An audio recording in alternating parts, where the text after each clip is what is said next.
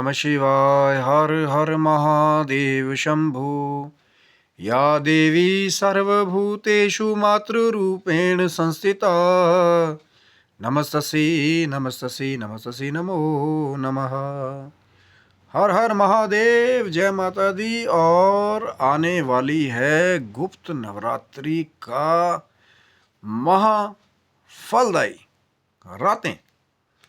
गुप्त नवरात्रि की वो महारातें जो साधना से जुड़ी हुई हैं, माँ भगवती की शक्ति से जुड़ी हुई हैं और बहुत सारे गुप्त रहस्यों से भी जुड़ी हुई हैं। अब बहुत सारे जो हमारे बंधुजन हैं जो शायद जिन्हें पूरा ज्ञान नहीं है कि साल में जो है 4 नवरात्रे जो है वो मुख्यतः बताए जाते हैं। पहला जो 2 नवरात्रे हैं जो प्रकट नवरात्रे हैं, जिनमें सभी लोग माँ की साधना आराधना जो है वो करते हैं और सभी बाज़ार जो है ज़्यादातर सजे हुए रहते हैं माँ की भेंटों से।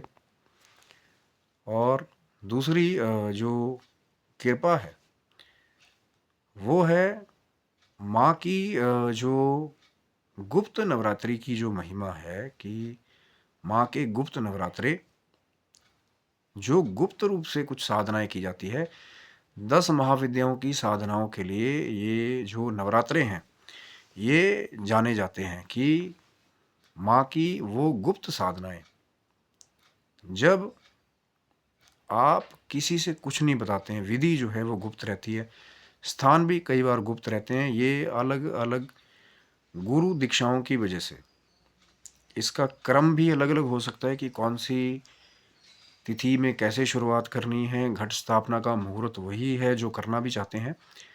19 जनवरी से लेकर के 27 जनवरी तक इस बार जो है गुप्त नवरात्रि का काल रहेगा, प्रतिपदा से लेकर के 9वीं तक। जिस 9 दिनों में आप माँ भगवती की साधना का पहला प्रारूप जान करके फिर महाशक्तियों को प्राप्त कर सकते हैं। कि क्या भिन्नता है, अब मैं हर बार बात करता हूँ, कोशिश हमेशा जारी रहेगी। आप लोगों के प्रश्न भी रहेंगे, जो नए साधक हैं लगेगा कि जिज्ञासा उनकी है, मैं बार बार उत्तर देने के लिए तैयार हूँ। क्योंकि ये माँ भगवती की ऐसी महिमा है, जितनी बार भी आप वार्तालाप करें इसके बारे में, जितनी बार भी आप बार बार बातचीत करें, तब भी एक अलग ही ऊर्जा महसूस होती है कि फिर वो अवसर आने वाला है कि महान शक्ति को जो है आप प्राप्त कर सकते हैं। अब वो प्रश्न जो बहुत सारे भक्तों का आता है कि क्या जो फ़र्क है या क्या भिन्नता है दोनों ही नवरात्रों में, कि 2 प्रकट नवरात्रे हैं जब सब लोग खुले तौर पर माँ की भक्ति करते हैं, अनुष्ठान करते हैं, कीर्तन करते हैं, भजन करते हैं, और एक जगह जो है गुप्त नवरात्रि का प्रारूप है जहाँ होता तो वहाँ भी है अनुष्ठान, लेकिन गुप्त तरीके से किया जाता है, किसी को बताया नहीं जाता। क्योंकि ये जो गुप्त नवरात्रि है ये माँ के जो 10 महाविद्याओं के स्वरूप है। अब ये मैं फिर वही बातें हमेशा करता हूँ कि जानकारी इसीलिए ज़रूरी है कि जो नए साधक हैं, अगर कोई प्रारूप नहीं जानता या नहीं उसकी पूरी जानकारी है तो वो नॉर्मल साधनाएं भी उसमें कर सकता है। श्री दुर्गा सप्तशती का पाठ भी कर सकता है, वो भी क्रम में आगे कैसे करना है उसको भी मैं आपके साथ डिस्कस करूँगा।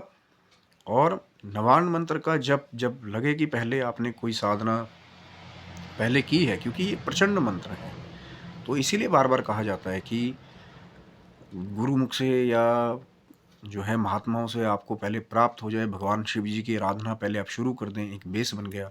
क्योंकि भगवान शिव के सौम्य मंत्र हैं, माँ भगवती के जैसे नवान्न मंत्र है, ये प्रचंड मंत्र है, शक्ति है। एकदम से कई बार शक्तियों का वेग जब जागृत हो जाता है तो बड़ी कठिनाई हो जाती है।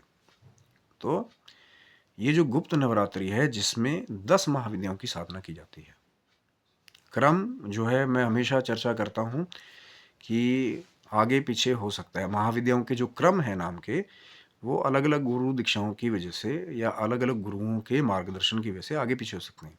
कि जैसे काली महाविद्या, तारा महाविद्या, षोडशी महाविद्या, भुवनेश्वरी महाविद्या, छिन्नमस्ता महाविद्या, त्रिपुर भैरवी महाविद्या, धूमावती महाविद्या, बगलामुखी महाविद्या, मातंगी महाविद्या और कमला महाविद्या, ये 10 महाविद्याओं के जो है वो स्वरूप है।